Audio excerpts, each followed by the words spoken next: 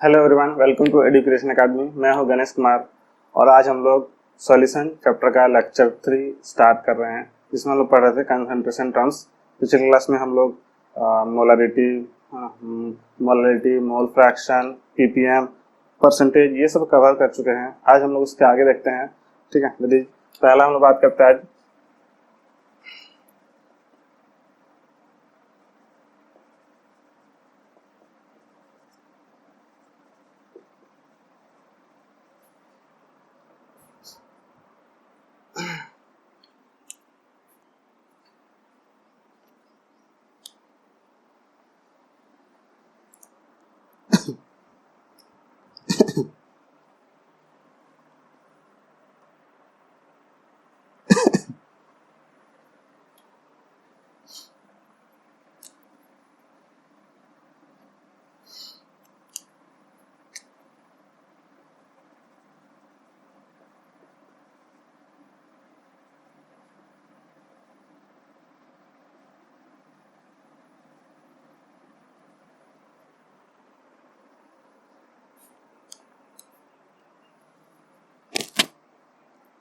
तो बात करते हैं हम लोग relation between molality and mole fraction. ठीक है, मोलालिटी और मोल फ्रैक्शन में क्या रिलेशन है।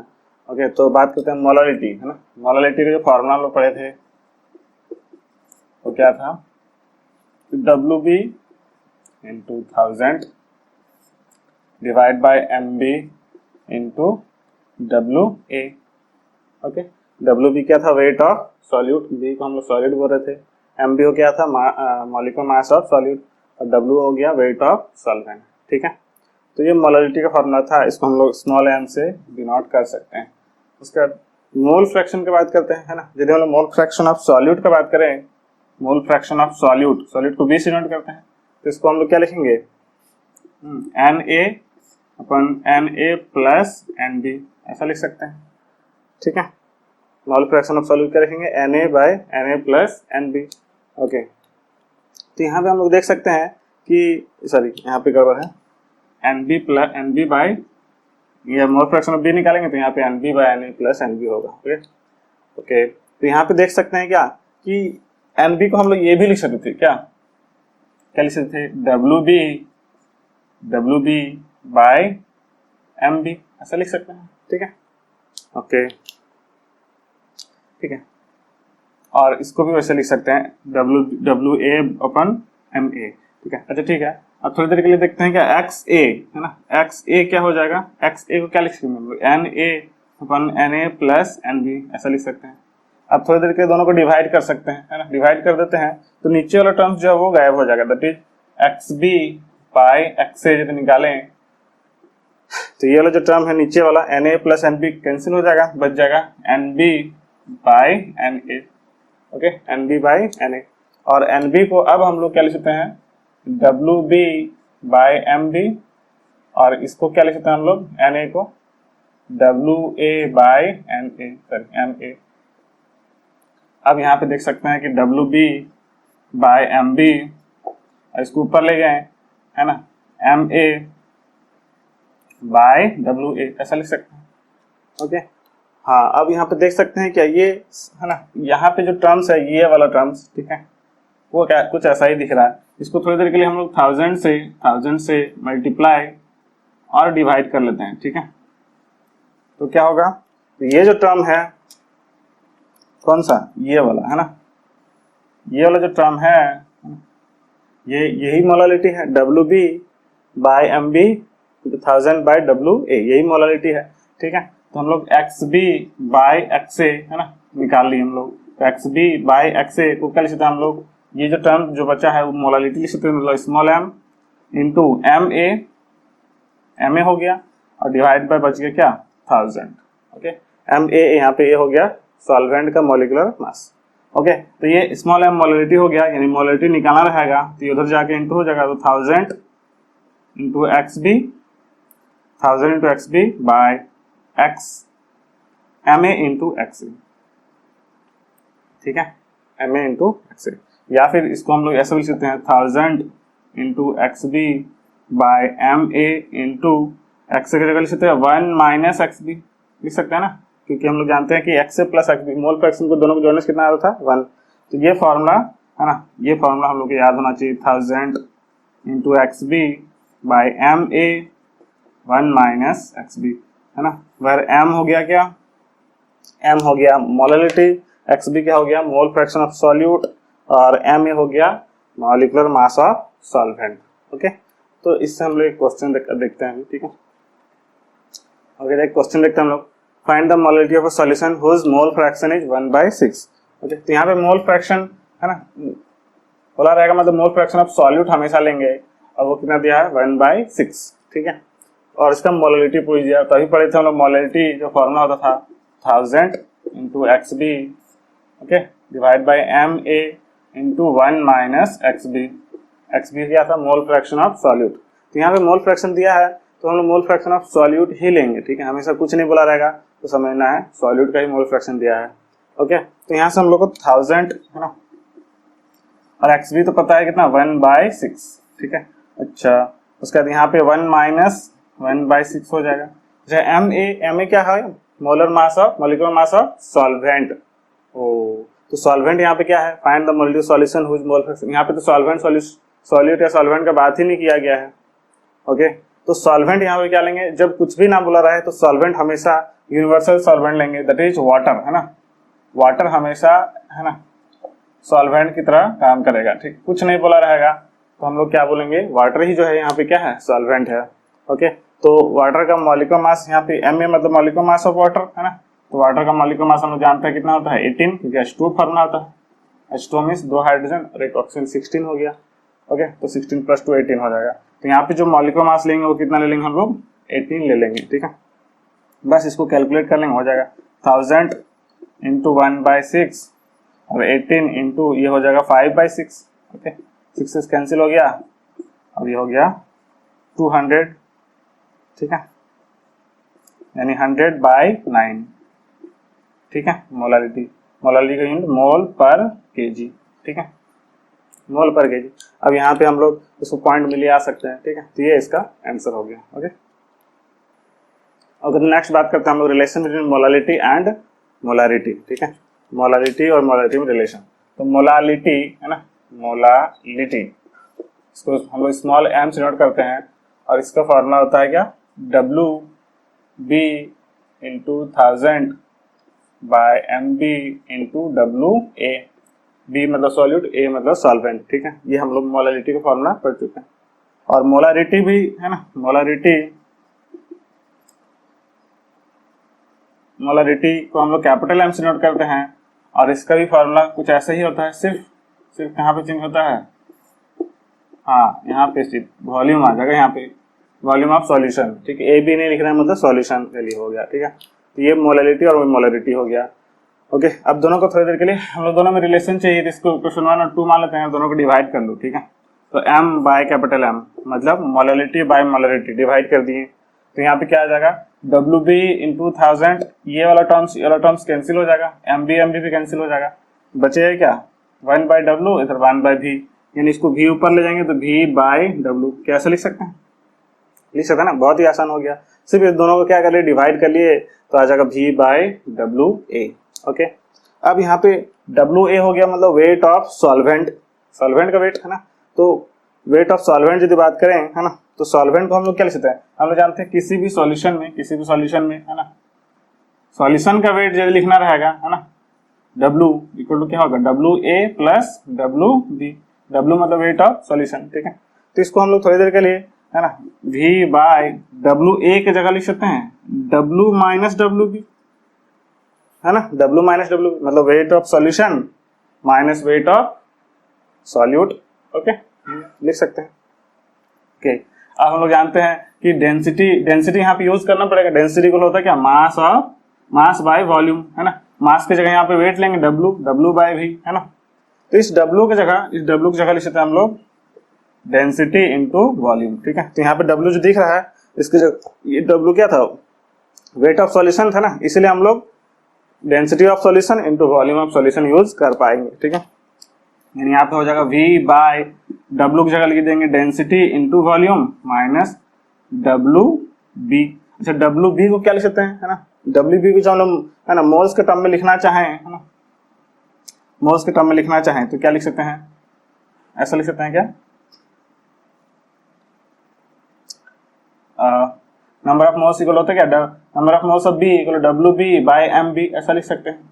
ओके, यदि हम लोग WB निकालना चाहें यहाँ से तो NB इंटू MB ऐसा लिख सकते हैं। ठीक है, यानी यहाँ से इसको लिख देंगे number of moles of B into weight of molecular mass of B, ऐसा लिख सकते हैं। ठीक है, अच्छा अब क्या कर सकते हैं, अब कुछ नहीं, V से दोनों को डिवाइड कर लो ऊपर नीचे, है ना, V कॉमन ले लो ऐसा समझो, तो यहाँ पे क्या आ जाएगा 1 बाय, ये V गायब हो गया तो यहाँ D बचेगा, और यहाँ V था नहीं तो NB बाय V आ गया इंटू MB आ गया, ऐसा हो गया। ओके ओके, अब यहाँ पे क्या करते हैं, ठीक है, एक चीज और करते हैं, ये जो टर्म दिख रहा है NB बाय V, है ना, number of moles of solute divide by volume of solution. ठीक है, नंबर ऑफ, यहाँ इसी को मोलारिटी बोलते हैं, number of moles of solute ये वाला डिवाइड बाय वॉल्यूम, इसको 1000 से इंटू कर देंगे यहाँ पे तो ये मोलारिटी बन जाएगा। तो वही करना है यहाँ पे, 1000 से इंटू और डिवाइड कर लो, 1000 से इंटू के यहाँ पे तो 1000 D बन गया ये, और यहाँ पे 1000 NB by V into 1000 into MB बन गया। ठीक है, अब ये जो टर्म है इसी को हम लोग क्या बोल दे रहे हैं, इसी को बोल दे रहे हैं हम लोग मोलारिटी, है ना, मोलारिटी यही वाला फिर से आ गया, है ना, मोलारिटी, यानी है ना, यहाँ पे हम लोग बोल सकते हैं ये M बाय कैपिटल M था, है ना, M बाय कैपिटल M का वैल्यू निकाल रहे थे अभी। ठीक है, और यहाँ से फिर से कैपिटल M आ गया तो हम लोग क्या बोल सकते हैं यहाँ पे कि जो M बाय कैपिटल M आया, ठीक है, वो क्या आ गया 1000 divide by 1000 D minus capital M into MB। Okay, है ना, और इस M को उधर ले जाएंगे तो यहाँ पे कैपिटल M आ जाएगा। ठीक है, यानी यही रिलेशन हो गया किस किस के बीच में, मोलालिटी और मोलारिटी में, क्या, molarity equal to 1000 into molarity divide by 1000 into D minus M into M is molarity into molecular mass of B, B मतलब हाँ सॉल्यूट, है ना, मॉलिक्यूलर मास ऑफ सॉल्यूट। ठीक है, तो इस तरीके से हम लोग ये रिलेशन हम लोग निकाल सकते हैं, यानी मोलालिटी इक्वल टू ऐसा लिख सकते हैं 1000 into molarity divide by 1000 into density of solution minus molarity into molar mass of solute. ठीक है, तो ये मोलारिटी और मोलारिटी में रिलेशन हो गया। ओके, इससे हम एक क्वेश्चन देखते हैं। ठीक है,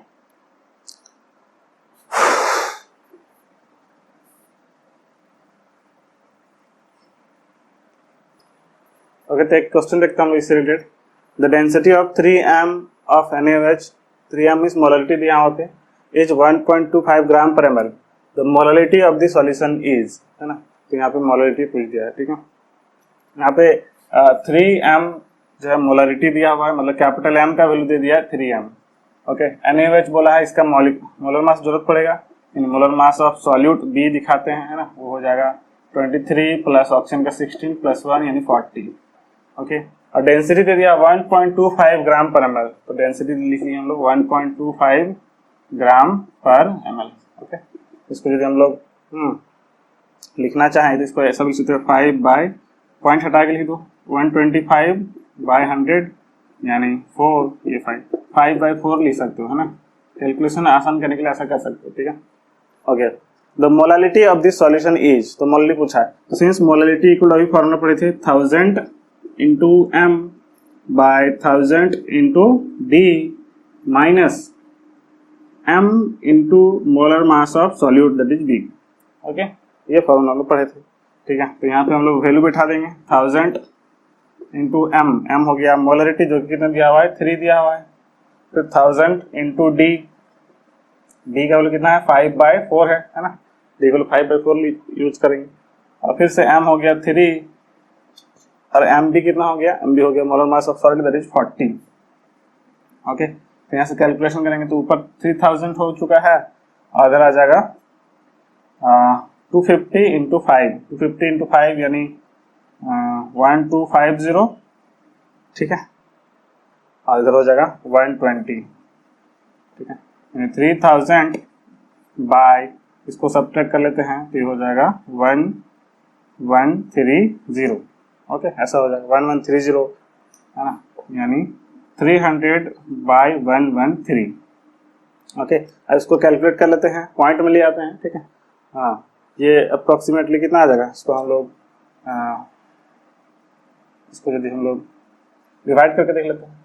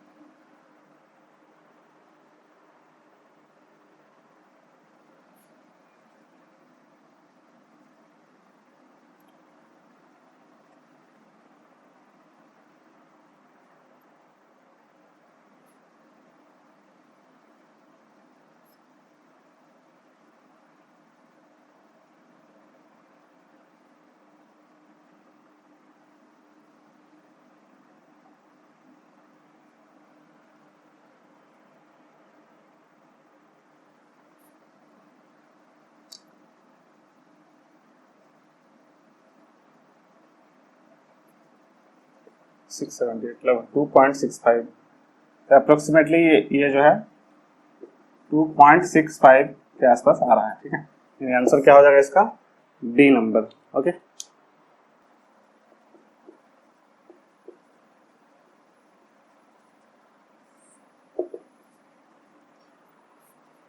ओके, तो नेक्स्ट बात करते हैं हम लोग डाइल्यूशन फार्मूला, ठीक है।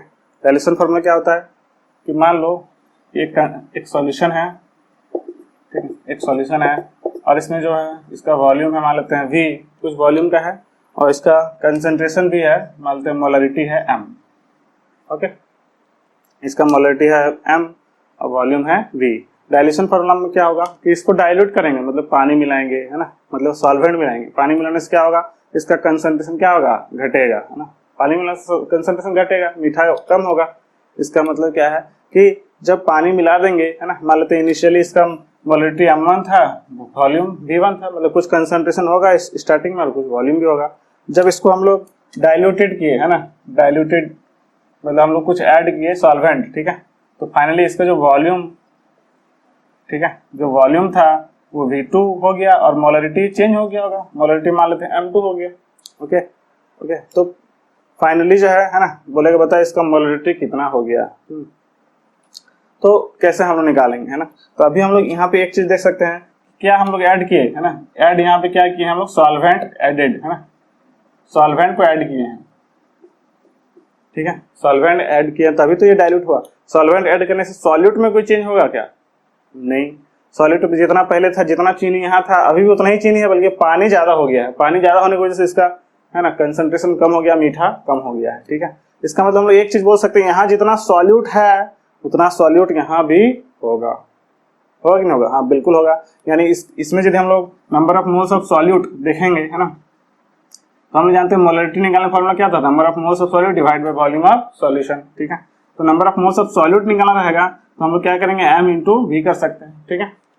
यानी यहाँ पे ये N1 स्टार्टिंग वाला बात करें, है ना, तो यहाँ पे क्या हो जाएगा, N1 equal to M1 V1। Similarly यहाँ पर भी नंबर ऑफ मोल्स बात करेंगे तो N2, है ना, और ये क्या हो जाएगा M2 V2, ओके, समझ में आ गया। इसी तरीके से M2 V2 लिख सकते हैं, लेकिन बोल सकते हैं क्या कि यहाँ पे सॉल्यूट में कोई चेंज नहीं हो रहा, जितना सॉल्यूट जितना पहले चीनी था बाद में उतना ही चीनी है। इसका मतलब क्या है, इसका मतलब कि N1, है ना, N1 इक्वल टू क्या हो गया है N2, यानी हम लोग बोल सकते हैं M1 V1 इक्वल टू क्या हो जाएगा M2 V2, ठीक है। यही है डाइल्यूशन फॉर्मूला, यानी डाइल्यूट करने के बाद हम लोग ये फॉर्मूला यूज कर सकते हैं, ठीक है। और यहाँ पे ध्यान रखना है कि जो वॉल्यूम है V2, ठीक है ना, वेयर करके लिख देते हैं, वेयर M1 हो गया इनिशियल कंसंट्रेशन, ये तो पता ही है इनिशियल कितना कंसंट्रेशन, V1 हो गया इनिशियल वॉल्यूम, ठीक है। उसी तरीके से M2 क्या है यहाँ पे, फाइनल कंसंट्रेशन, और V2 हो गया फाइनल वॉल्यूम। ठीक है, ये ध्यान रखना है कि ये इसमें कंफ्यूजन होता है। V2 है ना, फाइनल वॉल्यूम जो है ये V2 क्या है यहाँ पे, फाइनल वॉल्यूम है, मतलब जितना ऐड किए वो नहीं है बल्कि कुछ ऐड किए होंगे, है ना। मान लेते हैं इसमें कुछ है ना एडेड, वॉल्यूम एडेड को VA बोल देते हैं, इनिशियली V1 है, तो फाइनल वॉल्यूम जो V2 होगा वो इनिशियल प्लस जो भी वॉल्यूम ऐड किए, ठीक है, या वॉल्यूम ऑफ सॉल्वेंट बोल सकते हो। ठीक है, सॉल्वेंट जो भी ऐड किए है ना, यहाँ पे सॉल्वेंट यदि बोल देते हैं, वॉल्यूम ऑफ सॉल्वेंट। ठीक है, ठीक है, सॉल्वेंट को हम लोग ए से दिखाते हैं तो जो ए ही मान लेते हैं। ठीक है, तो उस केस में ये V1 प्लस VA के बराबर होगा V2, है ना, ये ध्यान रखना है। ठीक है, ओके, तो इससे हम लोग क्वेश्चन करते हैं और क्लियर होगा।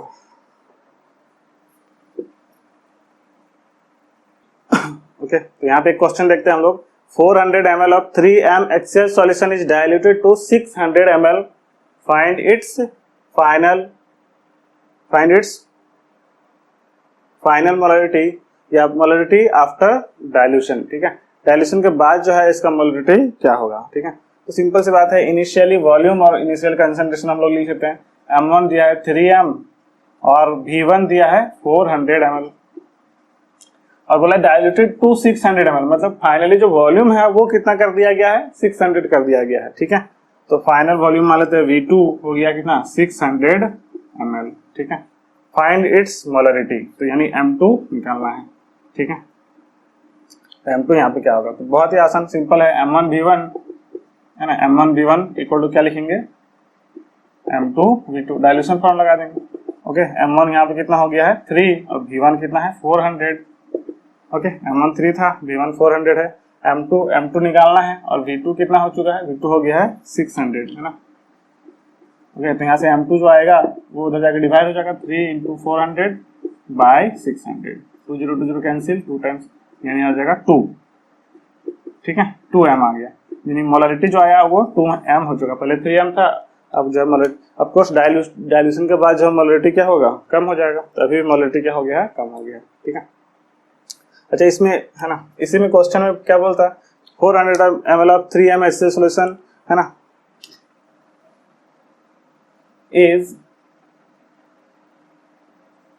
diluted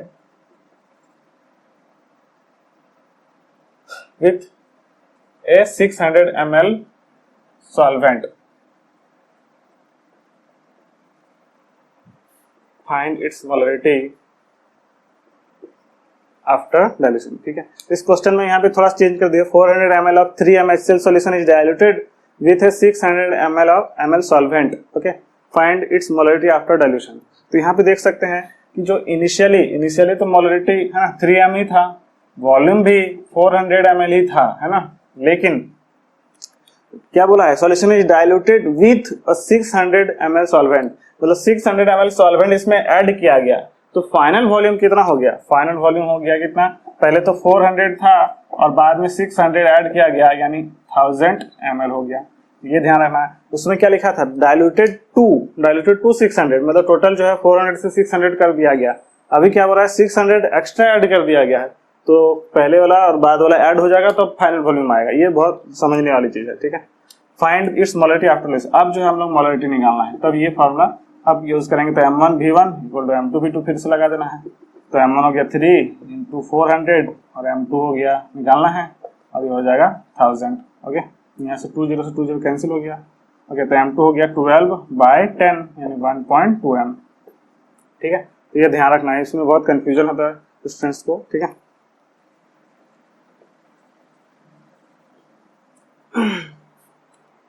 ओके, तो एक क्वेश्चन और देखते हैं हम लोग। 300 ml of 0.6m NaOH solution is diluted such that its concentration becomes 0.2m.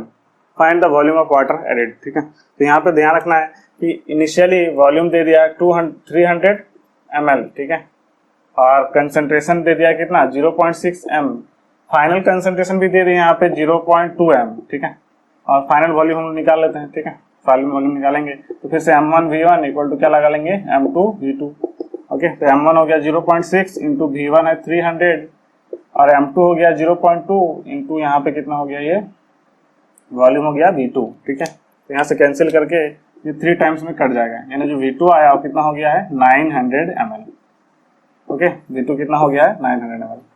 Okay, लेकिन पूछा क्या था, क्या आंसर ये होगा? नहीं होगा। क्यों नहीं होगा? क्योंकि पूछा क्या, find the volume of water added, कितना वॉल्यूम ऑफ वाटर ऐड किया गया है ना, मतलब अमाउंट ऑफ सॉल्वेंट कितना जो है ऐड किए, ताकि है ना इसका सॉल्यूशन जो है इतना हो गया। तो पहले से इसके पास कितना था 300 ml था, और कितना ऐड किए होंगे ताकि 900 हो गया है ना 600। देयरफॉर है ना वॉल्यूम ऑफ वाटर निकालना रहेगा, तो क्या करेंगे 900 माइनस 300 कर लेंगे, यानी 600 ml। ये कंफ्यूजन है ना क्लियर हो जाना चाहिए अब तक हमको लगता है, ठीक है। ओके, अब बात करते हैं हम लोग मिक्सिंग फार्मूला, ठीक है। मिक्सिंग फार्मूला मतलब क्या है कि सपोज एक सॉल्यूशन है, ठीक है, और इसका कंसंट्रेशन है m1 और वॉल्यूम है v1 जैसे पहले लिए थे, और फिर दूसरा कंसंट्रेशन भी है यहाँ पे, ठीक है। दूसरा कंसंट्रेशन है मतलब दूसरा सॉल्यूशन है जिसका मोलरिटी m2 है और वॉल्यूम क्या है v2, ठीक है।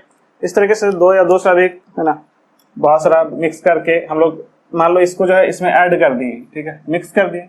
मिक्स होने के बाद, ठीक है, मिक्स होने के बाद इसका जो वॉल्यूम होगा है ना मान लेते हैं V हो गया, और जो मोलरिटी है वो क्या हो गया है M।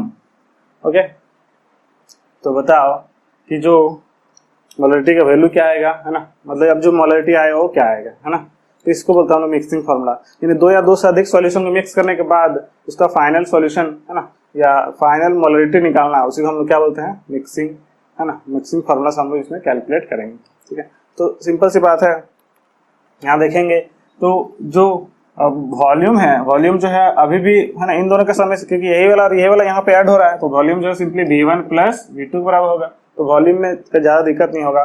मोलरिटी कैसे निकालेंगे, है ना, जो फाइनल मोलरिटी आएगा वो कैसे निकालेंगे, है ना। तो देखते हैं क्या कि यहाँ पे मान लेते हैं कुछ अमाउंट ऑफ शुगर होगा, ठीक है। ध्यान रखना कि ये है ना नॉन रिएक्टिंग होना चाहिए, ठीक है, नॉन रिएक्टिंग। मिक्सिंग करने के बाद क्या होना चाहिए नॉन रिएक्टिंग, ठीक है, मतलब ये रिएक्ट नहीं करना चाहिए, ठीक है। और रिएक्ट कैसे नहीं करेगा वो भी हम लोग भी बताएंगे, ठीक है। अभी बात करते हैं क्या कि मान लेते हैं क्या कि मान लो इसमें चीनी जो है, चीनी था इसमें 10 ग्राम, इसमें 20 ग्राम था, दोनों मिक्स होके यहाँ पे जो चीनी होगा वो कितना होगा, हाँ ऑफकोर्स 30 ग्राम होगा, ठीक है, क्योंकि चीनी और चीनी मिलके चीनी ही तो रहेगा, मतलब टोटल जुड़ जाएगा चीनी का अमाउंट। मतलब सॉल्यूट जितना यहाँ पे था और इतना जितना यहाँ पे था दोनों जुड़ के यहाँ पे टोटल सॉल्यूट के बराबर हो जाएगा। यदि बात करेंगे number of moles of solute का, है ना, number of moles of solute, तो इसमें कितना सॉल्यूट था प्लस इसमें कितना सॉल्यूट था और भी बहुत सारा यदि है तो सबका जोड़ देंगे, तो ये number of moles of solute के बराबर हो जाएगा। ओके, समझ में आ गया होगा। अब यदि बात करेंगे यहाँ पे कितना सॉल्यूट है यहाँ पे, तो हम लोग मोलरिटी m1 इंटू V1 से निकाल सकते हैं। यहाँ पे निकालेंगे तो क्या लिखेंगे m2 इंटू V2, यानी जो यहाँ पे लिखेंगे m1 V1 plus m2 V2, और इस तरीके से बहुत सारा जो सॉल्यूशन है 3-4 सॉल्यूशन है तो सबको अलग से लिख सकते हैं। और इसको क्या लिखेंगे हम लोग m इंटू V, n हो गया टोटल सॉल्यूशन, टोटल क्या बात कर रहे हैं तो इसका मोलरिटी इंटू इसका वॉल्यूम, ऐसा लिख सकते हैं। जी, ये फार्मूला कहाँ से आया पता ना, क्योंकि हम जानते हैं मोलरिटी इक्वल टू फार्मूला क्या था, number of moles of solute divide by volume of solution. तो नंबर ऑफ मोल्स निकाला जाएगा तो मोलरिटी इनटू वॉल्यूम, इस फार्मूला से आया, ठीक है। ओके, अब यहाँ से मोलरिटी निकालना है फाइनल सॉल्यूशन का, तो V उधर जाकर डिवाइड हो जाएगा m1 V1 plus m2 V2 plus इस तरीके से डिवाइड बाय V की जगह लिख देंगे V1 प्लस V2 प्लस, है ना, V की जगह ये क्यों लिखे, क्योंकि जो फाइनल सॉल्यूशन है वॉल्यूम उसका क्या आएगा V1 प्लस V2 प्लस जो भी सॉल्यूशन है सबका वॉल्यूम पे ऐड कर देंगे, वही टोटल वॉल्यूम के बराबर आ जाएगा। ये फार्मूला हम लोग मिक्सिंग फार्मूला बोलते हैं, ठीक है।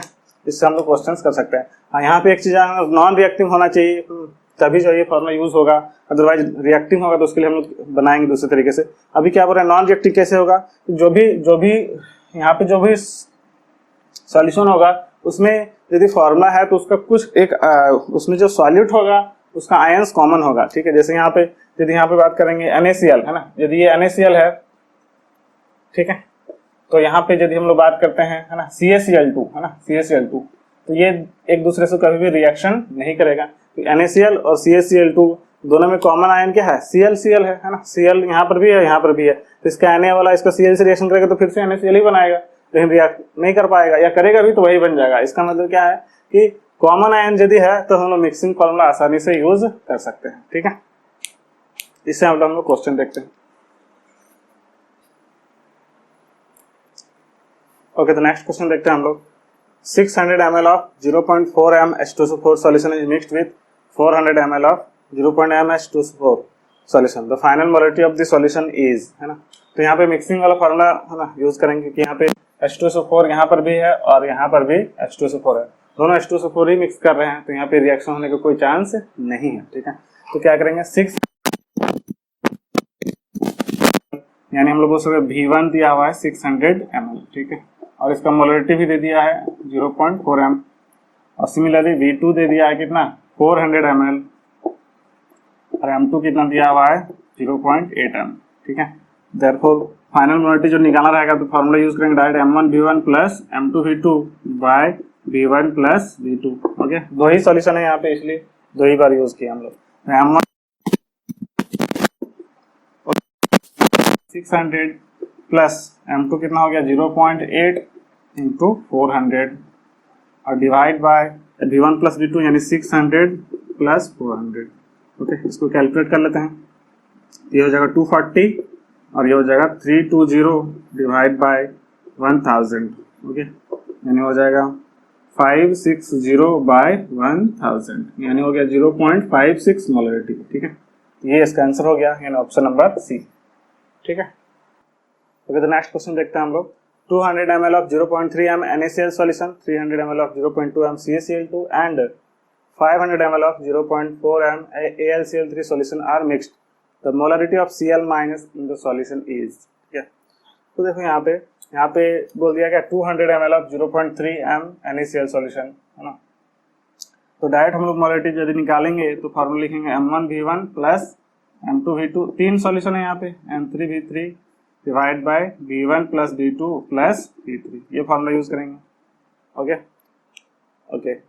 यहाँ पे ध्यान रखना है कि किसका कंसंट्रेशन निकालना है, Cl माइनस का, तो Cl माइनस का कंसंट्रेशन निकालना है, ठीक है, यानी मोलरिटी ऑफ Cl माइनस, ठीक है। तो क्या करेंगे सिर्फ Cl माइनस वाला का वैल्यू देखेंगे ना कि कितना अमाउंट में है। मतलब यहाँ पे ऐसा सोच सकते हो कि एक NaCl को, है ना, तोड़ेंगे या पानी में डिसॉल्व करेंगे तो Na प्लस और Cl माइनस बन जाएगा, ओके। यानी एक NaCl में एक ही Cl माइनस आने वाला है, ठीक है। लेकिन हम लोग CaCl2 की यदि बात करें तो जब इसको पानी में डिसॉल्व करेंगे तो Ca डबल प्लस और 2 Cl माइनस आएगा, क्योंकि यहाँ पे 2 Cl है, ओके। यानी यहाँ पे हम लोग बोल सकते हैं CaCl2 से यदि इसका कंसंट्रेशन 0.1 है तो इसका कंसंट्रेशन क्या हो जाएगा 2 टाइम्स 0.1, क्योंकि 2 Cl माइनस है ना, 2 Cl माइनस, यानी एक CaCl2 से 2 Cl माइनस प्रोड्यूस होगा। सिमिलरली AlCl3 से बात करेंगे तो एक AlCl3 से 3 Cl माइनस प्रोड्यूस होगा, यानी यदि इसका कंसंट्रेशन 0.1 है तो Cl माइनस का कंसंट्रेशन या मोलरिटी जो है वो क्या हो जाएगा, इसका 2 टाइम्स हो जाएगा, जितना Cl माइनस होगा उतना टाइम्स हो जाएगा, ठीक है। तो ये यहाँ पे ध्यान रखना है। तो Cl माइनस का कंसंट्रेशन लिखना है, तो यहाँ से क्या हो जाएगा M1 V1, तो Cl माइनस, है ना, यदि हम लोग पहला वाला सॉल्यूशन से बात करेंगे तो NaCl एक ही Cl है, तो यहाँ पे क्या लिखेंगे, इसका मोलरिटी हो गया 0.3 और इसका वॉल्यूम कितना हो गया यहाँ पे 200 हो गया है, ठीक है। सिमिलरली सेकंड सॉल्यूशन में देखेंगे तो इसका मोलरिटी कितना है 0.2 और इसका जो वॉल्यूम है वो कितना है 300 है। सिमिलरली इसमें देखेंगे तो हो गया 0.4 इंटू 500 है ना, और डिवाइड बाय वॉल्यूम देखेंगे तो V1 प्लस V2 यानी 200 प्लस 300 प्लस 500, है ना। यहाँ पे हम लोग एक चीज गड़बड़ कर रहे हैं क्या, हाँ अभी बताए थे कि CaCl2 है ना, अभी 0.2 m CaCl2 है तो Cl माइनस का कंसंट्रेशन क्या होगा, इसका दोगुना होगा, यानी हम लोग क्या करेंगे यहाँ पे 2 से मल्टीप्लाई करना पड़ेगा, ओके। सिमिलरली AlCl3 में, है ना, ये 0.4 m AlCl3 का दिया है तो Cl माइनस का कंसंट्रेशन देंगे तो इसका 3 टाइम्स हो जाएगा, ये 3 इंटू 0.4 इंटू 500 हो जाएगा, ओके। इस तरीके से हम लोग बात करते हैं, यानी यहाँ से हम लोग बोल सकते हैं क्या, इसको कैलकुलेट कर लो तो नीचे हो गया 1000 और ये हो गया 60 और ये हो जाएगा 60 इंटू 2 120 प्लस इधर हो जाएगा ये भी 60 हो जाएगा, ठीक है, ओके। ठीक गड़बड़ नहीं ना, हाँ ये 60 हो गया, ये भी 60 हो गया और ये 600 हो जाएगा, सॉरी 600 हो जाएगा, ठीक है। ये पॉइंट हटा देंगे ना तो एक जो आया ये हो गया 200 इंटू 3 600 हो गया, तो 600 और ये 720 प्लस 60 यानी 780 बाय 1000 यानी 0.78 मोलरिटी, ये इसका आंसर होगा, दैट इज ऑप्शन नंबर कौन सा, हाँ डी वाला। ठीक है, तो इसको ध्यान में रखना है। यदि यहीं पे बोलते क्या Na+ का कंसंट्रेशन बताओ या Na+ का मोलरिटी बताओ, तो हम लोग कैसे निकालते हैं? यदि सिर्फ Na+ का मोलरिटी पूछता है तो कैसे निकालते हैं? हाँ, तो Na+ नीचे में तो वॉल्यूम उतना ही है ना, वॉल्यूम हो जाएगा 1000 हो जाना है। ठीक है, वॉल्यूम 1000 होगा ये जोड़ने से। ठीक है, लेकिन NaCl सिर्फ इसमें है, सिर्फ इसमें है ना, और किसी में नहीं है, और एक ही Na+ है, तो सिर्फ ये वाला लिखेंगे, दैट इज है ना 1 इंटू 1 किस, क्योंकि Na+ एक ही है, इंटू m हो गया 0.3 इंटू 200 यानी 60/1000 यानी 0.06 m, ये इसका आंसर होता है। ठीक है, तो ये ध्यान रखना है कि किसी एक किसका भी जिसका निकालना रहेगा मोलरिटी, उसका कंसंट्रेशन ऊपर में ले लेंगे डिवाइड बाय टोटल। ठीक है, यहाँ पे Cl- तीनों में था, इसलिए तीनों को हम लोग को ऐड करना पड़ा। ओके,